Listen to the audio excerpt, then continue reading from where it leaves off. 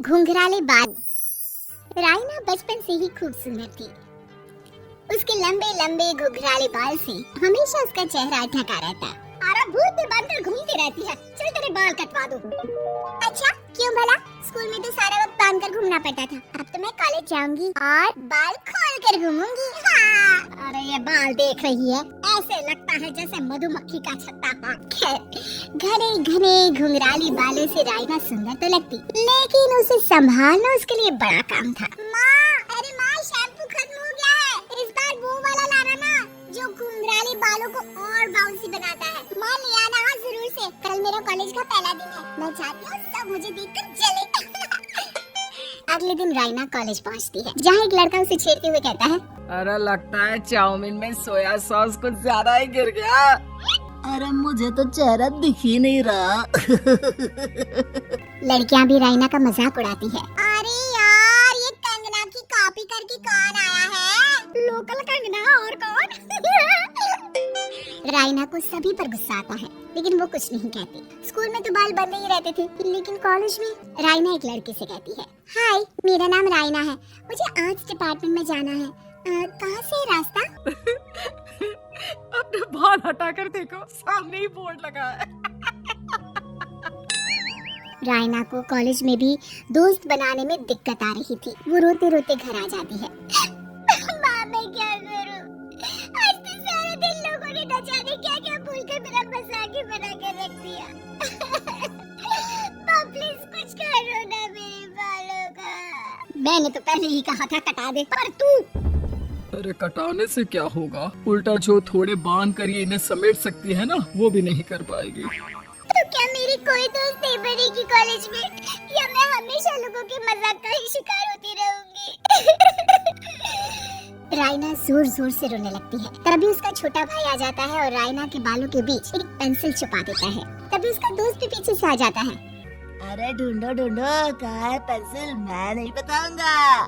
दोस्त काफी कोशिश करता है, लेकिन उसे पेंसिल नहीं मिलती। वो वहाँ से चला जाता है। थैंक्स दी, आज आपके बालों ने तो मुझे बचा ही लिया। अच्छा बहुत दिनों के बाद बालों को लेकर कुछ अच्छा सुनने को मिला। मुझे भी पहले लगता था कि मेरे बाल सबसे सुंदर है, लेकिन अब पता चला। अरे क्या पता चला, क्या हो गया? देख किसी भी चीज के ना दो पहलू होते हैं, या तो तुम बालों से ही लोगों का मन जीतो या फिर रोते रहो। अब ऐसे घने बाल तो तुम्हें भगवान ने दिए हैं। राइना को पिता की बात समझ में आ जाती है। वो सोच लेती है कि जिन बालों के कारण वो कॉलेज में एक भी दोस्त नहीं बना पा रही है, उन्हीं बालों से वो दोस्तों की लाइन लगवा देगी। अगले दिन कॉलेज में डेस्क में राइना बालों को आगे कर लेती है और लोगों को लगता है कि राइना का चेहरा पीछे है, लेकिन राइना घने घुंघराले बालों को हटाकर हंसने लगती है। देखा मेरे बालों का कमाल, इससे मेरा चेहरा भी नहीं दिखता और मैं चलती क्लास में सो भी सकती हूँ। सभी राइना को देखकर हंसने लगते हैं। क्लास में परीक्षा चल रही होती है, तो राइना अपने बालों में चीटिंग के पेपर छुपा छुपा कर आसपास के बच्चों की मदद भी कर देती है, जिसके बाद से तो राइना क्लास की हीरोइन बन जाती है। वाह राइना, तेरे बाल तो बहुत कमाल के हैं। मैं तो इन्हीं के कारण पास हो गई।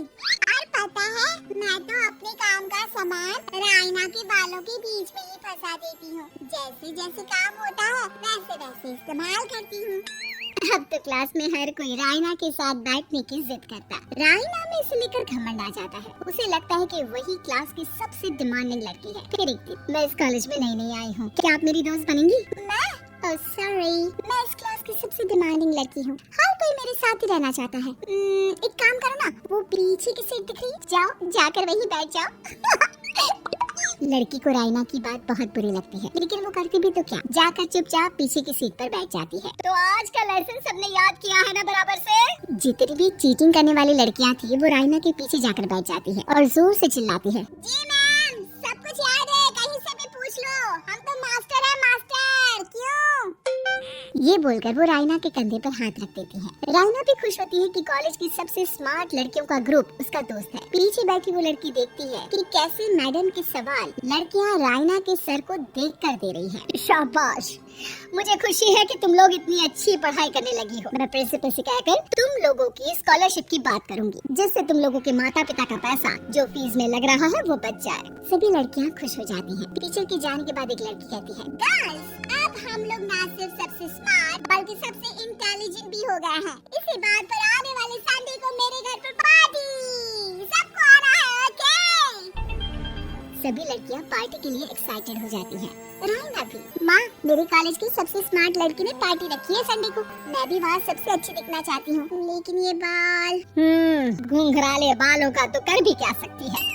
तभी उन लोगों की नजर पार्लर के एक इश्तिहार पर पड़ती है जो 3000 रुपए में बाल स्ट्रेट कर रहा था। माँ, मुझे पैसे देना, मैं बाल सीधे करवा कर आती हूँ। संडे को पार्टी में सबसे अच्छी लगूंगी। बस फिर क्या था, अपने घुंघराले बालों को रायना पार्लर जाकर स्ट्रेट यानी कि सीधा करवा लेती है। और फिर पार्टी वाले दिन, हाय गर्ल्स, कैसे लग रही हूँ मैं? ओह नो, शिट, ये क्या करवा लिया बालों का हाल। और जिसके घर पार्टी थी वो लड़की, अरे ये क्या करवा लिया? तुम्हें मालूम नहीं है, जिस बालों में चीटिंग रखकर हम लोग टीचर के आगे इंप्रेशन जमाते थे, उन बालों को तुमने, अरे हमें तो स्कॉलरशिप भी मिलने वाला था, अब तुमने बाल सीधे करवा लिए। अब तुम हम लोगों के लिए किसी काम की नहीं हो। अरे लेकिन हम दोस्त तो है ना, क्या मैं अच्छी नहीं लग रही हूँ? हमें तेरे अच्छे और बुरे लगने की कोई जरूरत नहीं है। हम लोगों को तेरे बालों से फायदा था, अब वो नहीं है तो हम तेरे दोस्त भी नहीं है। जा जाकर बाल वापस घुंघराले करके आ, तभी तुम लोगों की दोस्त बन सकती है। रायना रोते रोते घर आती है और माँ को सारी बात बता देती है। माँ, ला पैसे दे, मैं बाजार जाकर बाल ठीक करा के आती हूँ। लेकिन माँ, मुझे ये बाल बहुत अच्छे लग रहे हैं, काश ये बाल मैं पहले ही सीधे करवा लेती। देख बेटा, पैसे तो मैं तुझे दे दूं, लेकिन वैसे बाल करके तू फिर ऐसे दोस्त बनाएगी जो तेरे साथ मतलब के लिए जुड़े हैं। लेकिन इन बालों में तू ऐसे दोस्त बनाएगी जो तेरे साथ जीवन भर का साथ निभाएंगे। रायना को माँ की बात समझ में आ जाती है।